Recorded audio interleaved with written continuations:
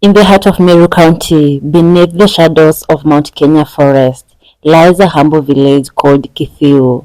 It's here, on 3rd June 1960, that a little girl was born into a large polygamous family. This girl will one day rise to become the most powerful woman in Kenya's justice system. Her name is Mother Karambu Koome. But back then, she was just Mother, the barefoot child who ran across dusty paths, chasing dreams bigger than her world. Raised by peasant farmers, Martha's earliest lessons were not taught in class, they were taught by hardship. From fetching firewood to cooking for siblings, responsibility was part of her DNA, before she could even spell the word. She attended a small rural primary school and then went to Our Lady of Consolata Mogweri Girls High School, where she discovered books, purpose, and that fiery sense of justice. Martha didn't just study, she devoured her studies. In a world where education was a luxury for girls, Martha Koome earned her tickets to the University of Nairobi, becoming one of the few women in her cohort studying law in the 1980s. She was quiet, but her ideas were sharp. She listened more than she spoke, but when she did speak, even the professors paused. By 1986, Mother had a law degree. In 1987, she completed her bar exams at the Kenya School of Law, becoming a fully qualified advocate. She started small, working in a law firm, learning the ropes and watching how the system favored the powerful. But Martha was no ordinary lawyer. The injustice she witnessed, especially towards women and children, lit a fire in her. In the 1990s, as Kenya trembled over dictatorship and human rights violations, Martha joined FIDA, Federation of Women Lawyers. While others feared speaking out, she stood firm. She drafted petitions, stood in court, and challenged the laws that treated women as second-class citizens. In those days, women were often denied property rights, subjected to domestic abuse without legal recourse, and left behind in divorce settlements. Martha wasn't just fighting for them, she was them. She also became a key player in Kenya's constitutional reform during the Bomas of Kenya conference. She helped shape the very Bill of Rights that now protects millions of Kenyans. And yet, she kept a low profile. You couldn't find her in political rallies.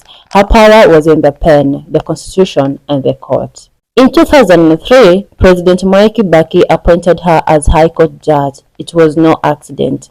In Nakuru and Kitale, where she was posted, Martha didn't just issue rulings. She redefined courtrooms. She emphasized the fairness, especially in family and land courts, where injustices ran deep.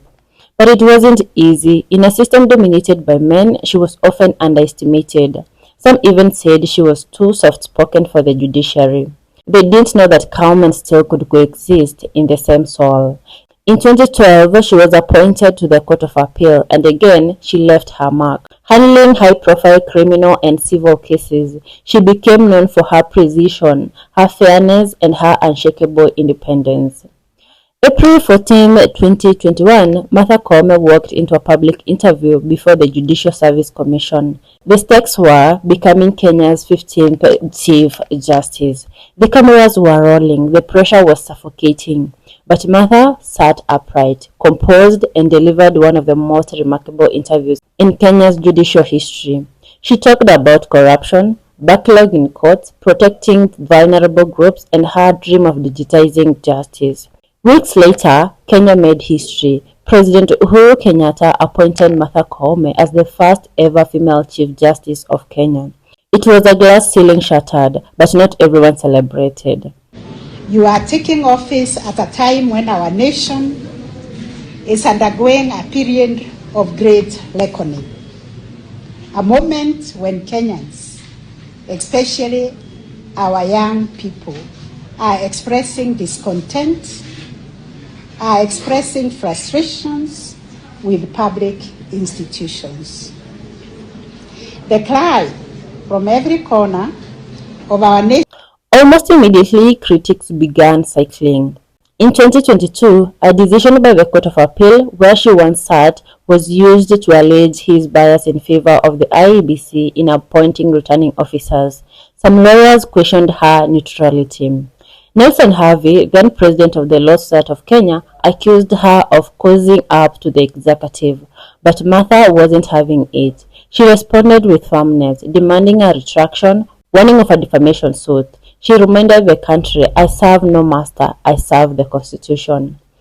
Are independent, we are impartial, we have no preferred candidates. We are there to uphold the will of the people. Another controversy came in 2017 when she sat on a panel that overturned a High Court decision on a public holiday. Critics screamed illegality. She said it was a matter of national urgency. Even giants stumble, but Mother stood her ground. We are here to issue a statement on the intimidation and withdrawal of the security detail of Honorable Mr. Justice Lawrence Mugambi. The Judicial Service Commission has convened this press briefing, of course flanked also by members of the judiciary, to address a matter of grave concern. Away from the courtroom, Mother Koome is a mother and a wife. She is married to Koome Kiragu and together they have 3 children. Her husband has kept a low profile, allowing Mother to shine in her orbit. Friends say he is supportive, humble, and instrumental to her balance. Despite her power, Mother lives a simple life. She rarely flaunts wealth or luxury. Her estimated net worth is unknown, but one thing is clear: she didn't climb the ladder of justice to become rich. She climbed it to make others richer in freedom. She enjoys family time, gardening, reading, and staying grounded in her Christian faith. As Chief Justice, Mother Koome has spearheaded the Judiciary Fund, giving courts more independence. She has hired more judges, digitized filing systems, and established children's courts. She doesn't just want justice done, she wants it felt. Internationally, she has become a role model, featured in UN panels, legal summits, and praised as one of Africa's most influential women. Young girls in Meru now walk proudly, knowing that one of their own became a Chief Justice.